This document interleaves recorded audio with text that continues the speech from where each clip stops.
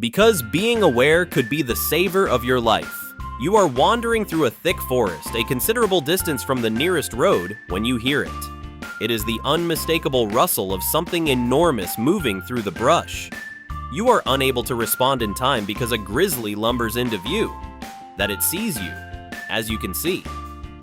When this happens, instinct and adrenaline take control, but if it is not properly informed, it can be extremely dangerous. Because of this, knowing how to survive an assault by an animal is not about being too fearful or having a lot of strength. Rather, it is about having information, remaining calm, and having respect for the wild. The bear attack is one of the confrontations that is both the most hazardous and the most misunderstood. Whether you are confronted with a grizzly bear in the Rockies or a black bear in the Appalachians, your ability to read the situation and react appropriately is the single most important factor in determining whether or not someone will survive the encounter. We are going to investigate what it takes to survive an assault by a bear. Before the bear understands you, you must first understand the bear says. There is a wide variety of bears. When compared to black bears, grizzly bears, which are found in the northern regions of the United States and Canada, are larger, more territorial, and more violent. Polar bears, who are the largest of all bears, are some of the most dangerous predators that may actively pursue humans. The identification of the bear that you have come across is of the utmost importance, as your survival plan is dependent on this information. Grizzlies frequently exhibit warning indications before launching an assault.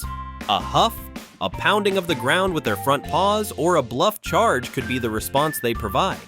On the other hand, black bears are more inquisitive and less inclined to attack unless they are provoked or they are seeking to protect their offspring.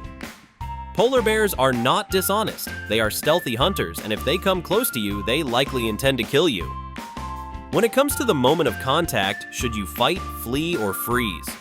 In the split second that comes before a confrontation, your decisions need to be based on the bear's behavior and the species it is representing. Running is the worst possible reaction that can be triggered by your instincts. In short distances, bears are capable of running faster than horses, and the act of escaping indicates that you are a potential target. Take care not to turn around. Playing dead is your best play if a grizzly bear charges and makes contact with you. If you want to make it more difficult for the bear to roll you over, you should ensure that you are lying on your stomach with your hands clasped behind your neck and your legs spread apart. Stay calm, even if the bear attacks you with its teeth. Grizzlies frequently cease attacking once they believe the threat has been neutralized, which is a terrifying fact to consider.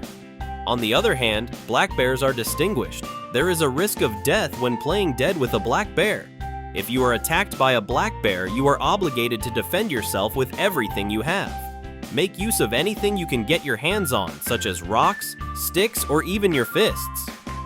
Target the face, paying particular attention to the eyes and the nose. If you put up a fight, black bears are more likely to flee because of your presence. If it is a polar bear and it is not too far away for you to make eye contact with it, you are in an entirely different category of peril. In the world of predators, polar bears are one of the few animals that can pursue people as prey.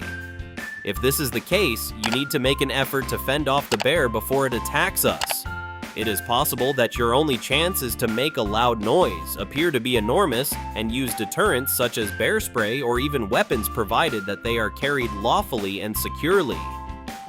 Bear spray is your best defense against bears. As your initial line of defense, bear spray is likely to be more effective than a weapon in the majority of situations. It has been demonstrated to be effective against assaults from bears of all species and has been used in a variety of real-world situations. Knowing how to use it correctly is the most important thing. Maintain it at all times within easy reach and never bury it deep within a backpack. To create a fog barrier in front of the bear, bear spray should be aimed slightly downward in front of the animal. Short bursts of spray should be used after waiting until the bear is within 30 to 60 feet of you. If you apply it too early, the spray can evaporate before it reaches the bear. Try to avoid this situation. You should carefully retire without turning your back after you have deployed it, and you should watch the bear's reaction. When they enter the cloud of spray, the majority of bears will separate themselves from their charge. Aftermath. Retain your response and remain vigilant. Simply surviving the encounter is only the beginning of the process. After the bear has left, stop moving for a few moments and remain still. Take note. Just before you move, check to see that the bear has left the area. When you do move, make sure to do so quietly and cautiously. Keep your eyes and ears open as you make your way back in the direction you came from. In the future, you should stay away from that location, particularly if it is a mother bear with her cubs, or if it is close to a source of food. Immediately notify the park rangers or the local authorities about the encounter. Not only may they help other people by warning them, but they can also utilize the information to protect the bear from future conflict with humans, which is a confrontation that frequently results in the bear being put down. Survival comes from preventing it. The most effective strategy for surviving a bear assault is to steer clear of them altogether.